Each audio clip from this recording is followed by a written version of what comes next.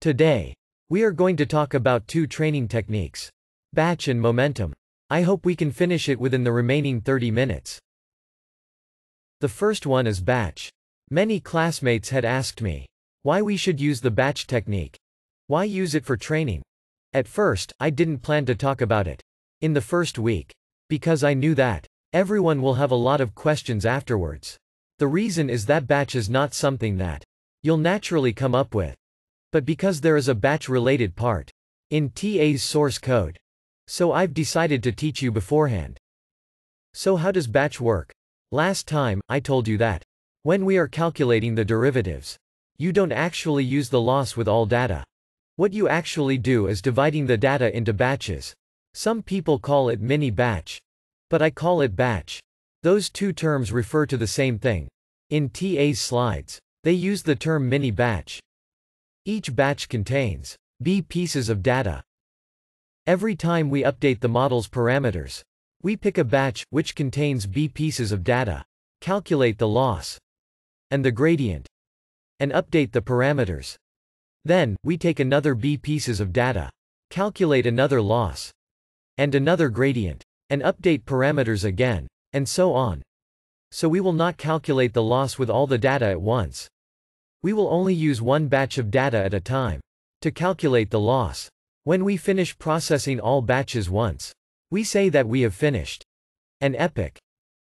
Actually, when you are dividing the data into batches, you should conduct the shuffle technique.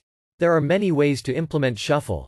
A common method is, before every epoch starts, all the data will be divided into batches. And specifically, every epoch's batches may be different. That is, in the first epoch, we divide the data in some way. But in the second epoch, the dividing is different. So the fact that, for each epoch, each piece of data may belong to different batches is called shuffle. Actually, shuffle is also mentioned in TA's source code. Okay, the next question is, why should we use batch? Let's explain the reason we use it first. Then talk about what advantages batch gives us while training. So why should we use batch? Let's compare the two cases on the left and right. Let's say we have 20 examples. Moreover, the case on the left doesn't use batches. In other words, my batch size equals the number of examples. This is called full batch, which doesn't use any batch. The case on the right has a batch size equal to 1. These are the two extreme cases. Let's take a look at the case on the left first. In this case, because batches are not used, we have 20 training data. Our program must read all 20 examples before it calculates loss, before it calculates gradient. So we have to read all the examples, all 20 of them, before our parameters can be updated once. Suppose we start here. After reading all the data, we update the parameters and move from here to here. Okay, what would happen if there's only one batch? If there's only one batch, if the batch size is equal to 1, it means that every time we update the parameters, we only need to look at one example at a time. Batch size being 1 means that we only need to take one example to calculate the loss and update our parameters. So every time we update the parameters, just look at a single example. So we start here. Read an example and update the parameters. Read another example and update the parameters. If there are a total of 20 examples, then in one epoch, our parameters will be updated 20 times. However, because we only look at one example, before we update the parameters, the loss we calculated will obviously be noisier. So you will find out that the direction of the update is tortuous. If we compare the left one with the right one, which one is better? What's the difference between them? You will discover that the left one, the one not using batches, takes a longer time to charge. It takes a longer time to cool down. You have to go through all the data to be able to update the parameters once. And the method on the right, when batch size is equal to 1, charges in a shorter time. Every time it sees an example. Every time it sees one data. it will update the parameters. So suppose there are 20 examples. After going through all of them, you have already updated the parameters 20 times. But the method on the left has an advantage. The step it takes here is steady. On the other hand, the steps are not stable on the right. Which one is better, the right one or the left one? It seems that each has its own pros and cons. The left one has a longer cooldown, while being more powerful. The right one takes less time for cooldown, but is relatively inaccurate, as its direction is highly unpredictable. Which is better? It may seem difficult to answer due to the trade-offs. Usually we tend to believe that the left one has a longer cooldown compared to the right one. It would be different if you consider parallel computing. The left one's cooldown is not necessarily longer. With parallel computation, what should I say? Well, here is a real-world experiment result. In fact, the computation time of a large batch size for calculating the loss, and then the gradient, is not necessarily longer than that of a small batch size. The following experiment is conducted on a corpus called MNIST. MNIST is a dataset of handwritten digits.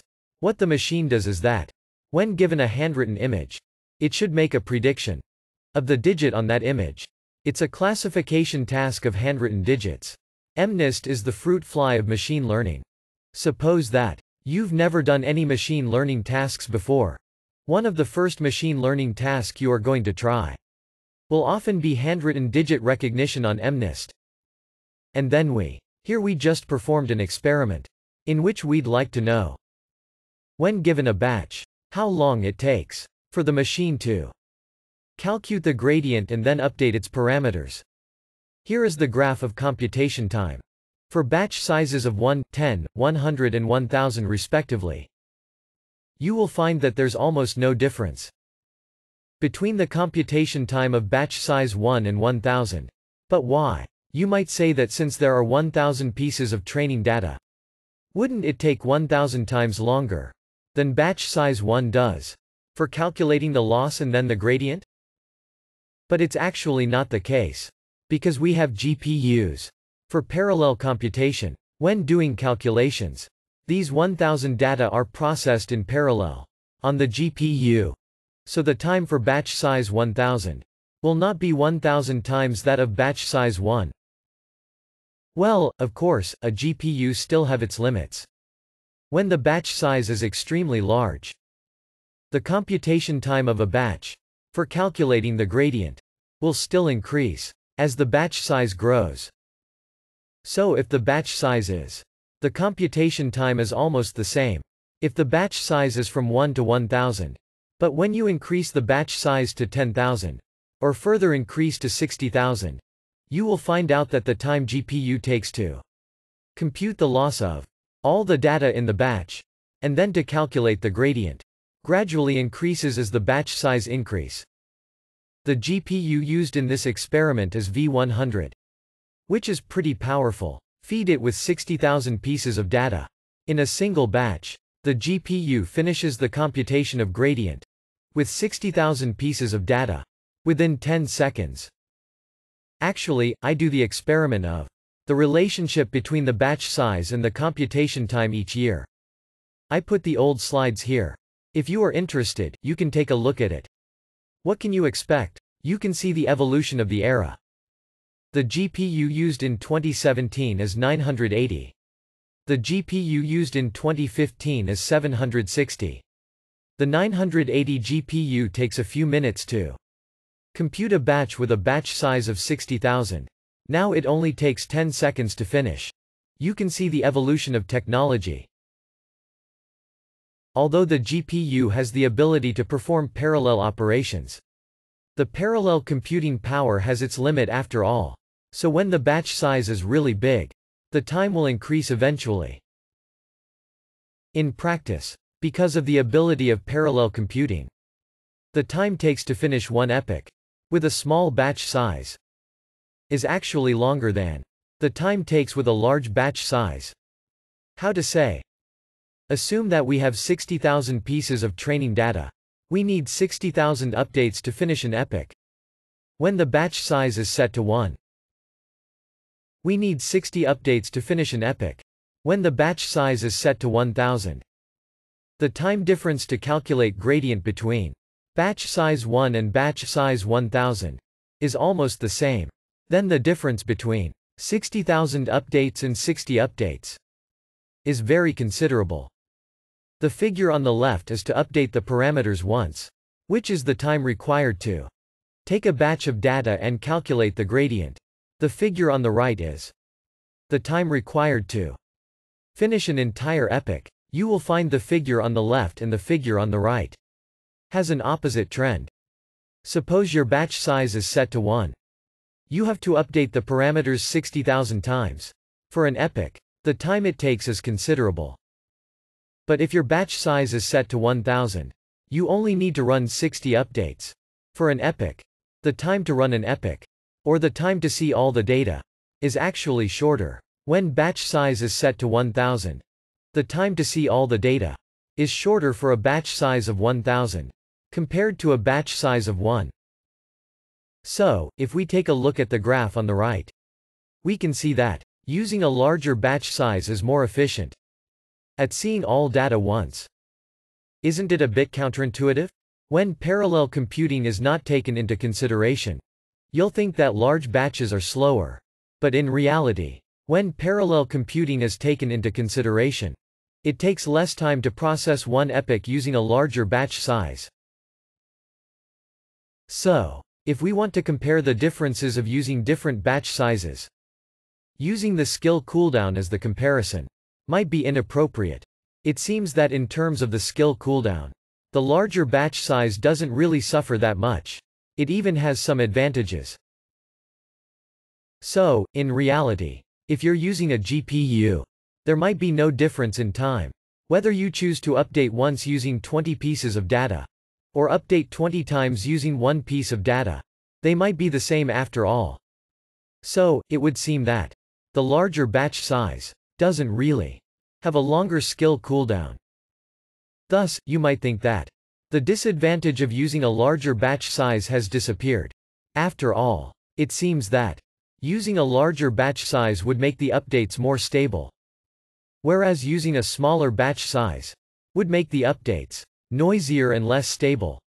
Judging from that, using a larger batch size should be better than using a smaller batch size, as the disadvantages can be mitigated by parallel computing. It would seem that it has no drawback. The thing is, a noisy gradient can actually be helpful to our training, which is also quite counterintuitive. If you use different batch sizes to train your model, you might get results that look like this. On the left, we have the task on the MNIST dataset. On the right, we have the task on the CIFAR 10 dataset. Both of the datasets are used on the image recognition task. The horizontal axis represents the batch size, which gradually increases from left to right. The vertical axis represents the accuracy, which gradually increases from bottom to top. Of course, the higher the accuracy, the better. Let us focus on the validation accuracy for now. If we take a look at the validation accuracy on these tasks, we can see that the larger we set the batch size, the more the validation accuracy drops. But is this overfitting? This is not overfitting. If we take a look at our training process, we will see that setting a larger batch size also makes our training result worse. Remember, we are still using the same model, and the same network. Theoretically, the functions they can represent are exactly the same. However, it is amazing that using a bigger batch size during training often brings you worse results. So where is the problem? While we are using the same model, the problem is not coming from the model bias. It comes from optimization. It means when you use a large batch size, there may be problems with your optimization. Using a small batch size, the results of optimization are better instead.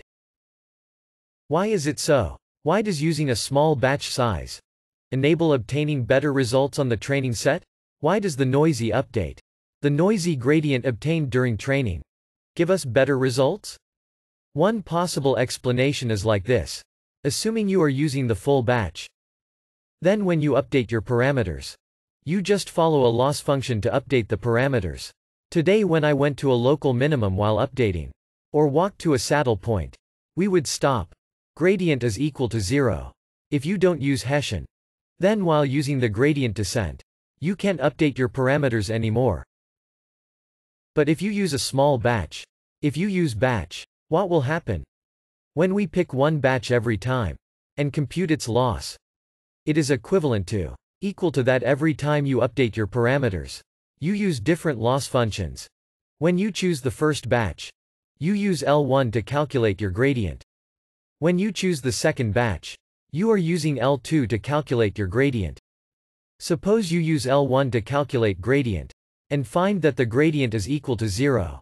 It is stuck. But the function L2 is different from L1. So when L1 is stuck, L2 probably doesn't get stuck. So it's okay if L1 gets stuck. Change to the next batch, and use L2 to compute gradient. You can still train your model. It can still make your loss lower. So this noisy update method turns out to be helpful for training. There is another more amazing thing here. What is this amazing thing? This amazing thing is that, in fact, a small batch is also helpful for testing. Suppose we are doing training today, and with either a big batch or a small batch, we train them to be equally good.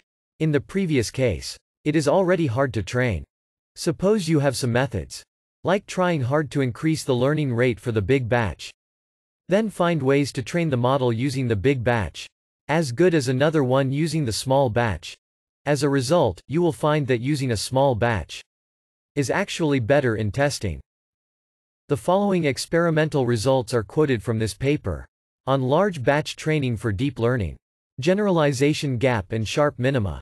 The experimental results are quoted from this paper. In this paper, the author trained 6 networks with CNN and with fully connected networks on different corpus to show that this experiment is very general. The same results have been observed in many different cases. There are small batches. There are 256 examples in a batch. The size of big batch is the size of the data set multiplied by 0.1. The size of the data set multiplied by 0.1. There are 60,000 records in the data set, which means there are 6,000 records in one batch. Okay, he found a way to get similar accuracies in training with both big batch and small batch. The result we just saw is that when the batch size is large, the training accuracy is already bad. Here, he found a way to get similar accuracies with big batch and small batch. But even the results are almost the same in training. In testing, the small batch is actually worse than the large batch. They are all good in training, but the small batch is bad in testing. What does that mean? Overfitting. This is overfitting. Okay, why is there such a phenomenon? An explanation is also given in this article. Its explanation looks like this. Suppose this is our training loss curve. In this training loss curve, there may be many local minima. There are more than one local minima. The losses of these local minima are very low. Their loss may be close to 0. But among these local minima, there are still good minima and bad minima. What are good minima and bad minima? We would think, if a local minimum is in a valley, it's a bad minimum. If it's on a plain, it is a good minimum. Why is there such a difference? Suppose that there is a mismatch between training and testing. The loss function in training and the one in testing are different. Why different? One possible reason is that your training and testing distribution are not the same. Another reason is that in training and testing, you are calculating the loss from the sampled data, and the sampled data possibly are not the same in training and testing, so there is a little gap between the calculated losses. We assume that the gap between training and testing is to shift the training loss to right a little bit. Then, you will realize that for the minima on the left side, for the minima on the plateau, the results of training and testing are not showing much difference, only a little bit difference. But, for minima on the right in the valley, there is a great difference. From this training set, the calculated loss is very low. But, because of the difference between training and testing, when it comes to testing, wow, when the error surface changes, the calculated loss becomes very large. And, many people believe that this big batch size will make us to tend to walk toward the valley. In contrast, the small batch size will make us to tend to walk toward the basin. Intuitively, the thought is that a small batch comes with a lot of loss, and it updates with different directions each time. So, if the valley is very narrow, it is prone to jump out accidentally, because the directions of every updates are different. The updated direction harbors randomness. So, a small valley cannot trap a small batch. If the valley is small, it may jump out once moving, and it may stop while arriving at a big basin. It will stop for a large batch size anyway, which just follows the rules to update. It is very likely to walk into a relatively small valley. But this is just one explanation. Not everyone believe it. To be honest, this is a problem that remains to be studied. Okay, here is a comparison. Big batch or small batch. Okay, the first column on the left is the small batch. The second column is the big batch. If there is no parallel operation, we will think that a small batch is better, and the big batch is more time consuming for one update. But, if we have parallel operations between small batch and big batch, there is not much difference in computing time. Unless your big batch is really big, the difference will be ignored. But, for an epoch, it takes longer for small batch. It takes shorter for big batch. So, judging from the time required for an epoch, the big batch actually is superior. And the small batch will update the direction more noisy. The direction will be updated relatively stably in the big batch. But, the noisy update of directions turns out to be superior under optimization and testing. So, for the big batch and the small batch, they both have their own advantages. So, batch size becomes another hyperparameter. About this hyperparameter, you had better to consider. This is also a hyperparameter you need to adjust. Here, someone may think that whether we can take both their advantages? Can we take both the advantages of larger batch size and the advantages of smaller batch size? We use a large batch size for training and use parallel computing to increase the efficiency of training. But it's possible that the result we get after training is also very good. It is possible. There are many articles discussing this issue. We won't go into details today. We list these references here for your reference. Then you will find what these paper often wants to do is like this. Wow, 76 minutes for BERT training. 15 minutes for ResNet training. 1 minute for ImageNet training, and so on. Why can they do it at such a high speed? Because their batch size is really big.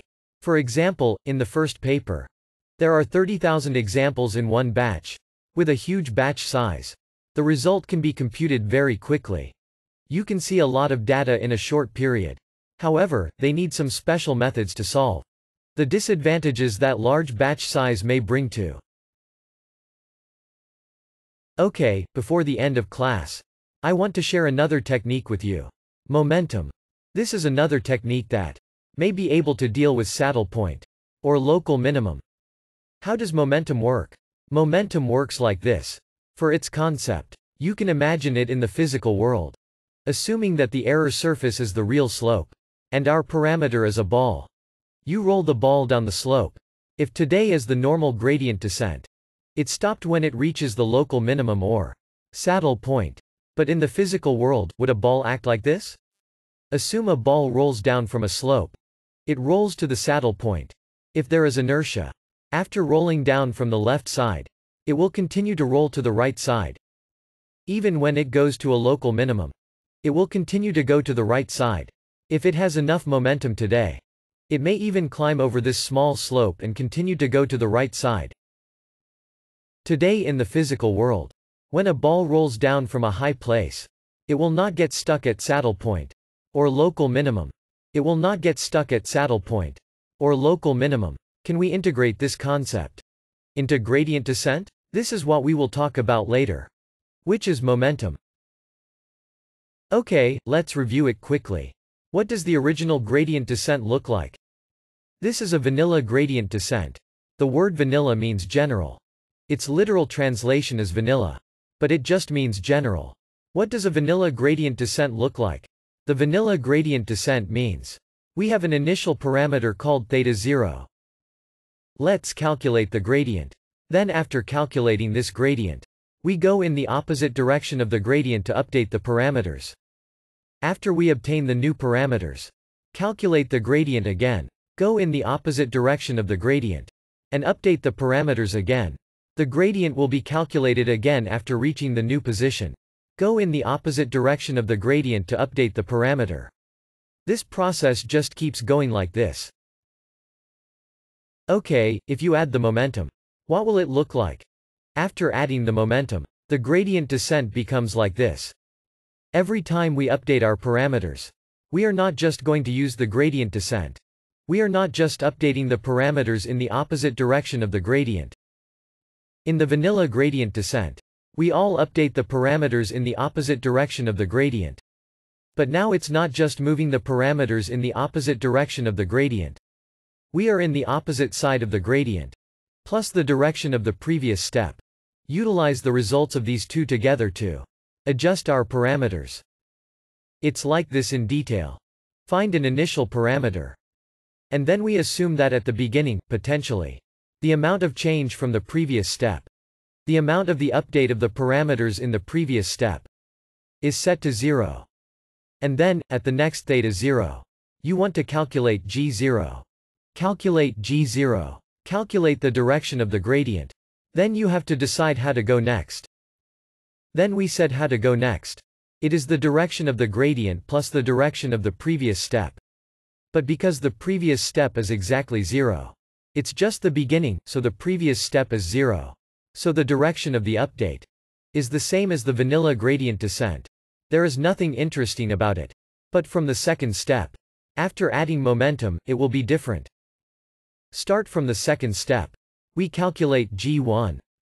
Then the direction of our update is not the opposite of g1, but based on the direction of the last update. That is, m1 minus g1. As the direction of our new update, written here as m2. If you look at the mathematical formula and feel a little vague, then we look at the picture on the left. g1 tells us, the gradient tells us to go this way.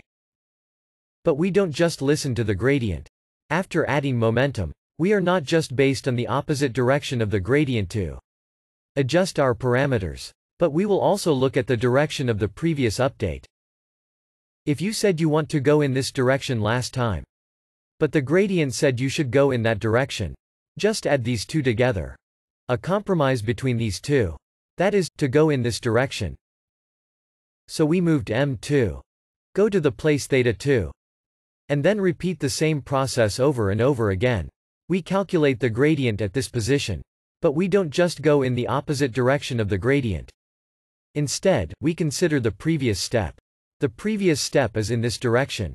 In the direction of this blue dotted line.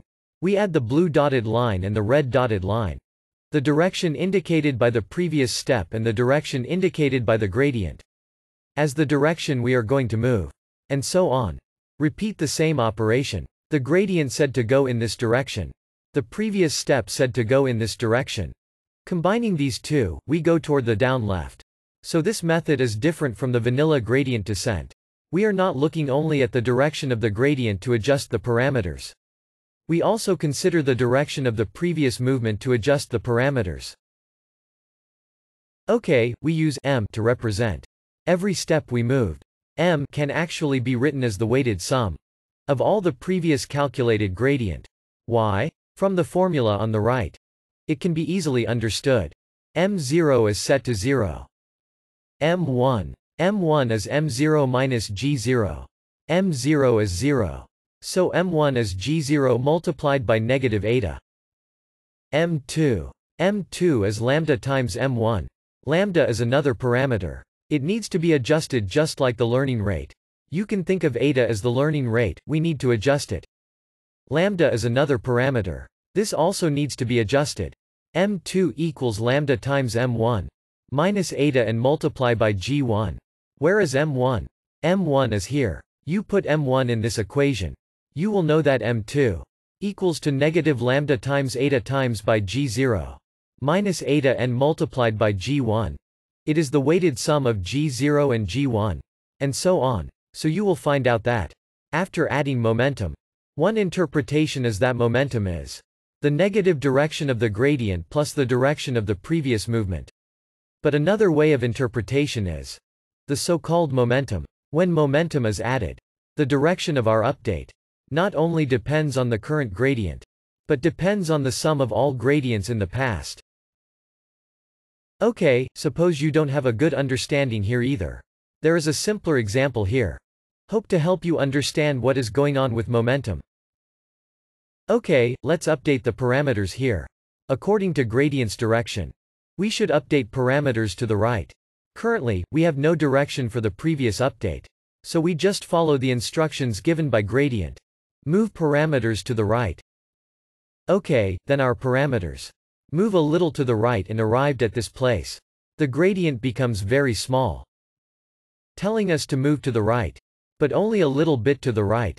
But the previous step is to move to the right. We use the dotted line to indicate the direction of the previous step. Put it here.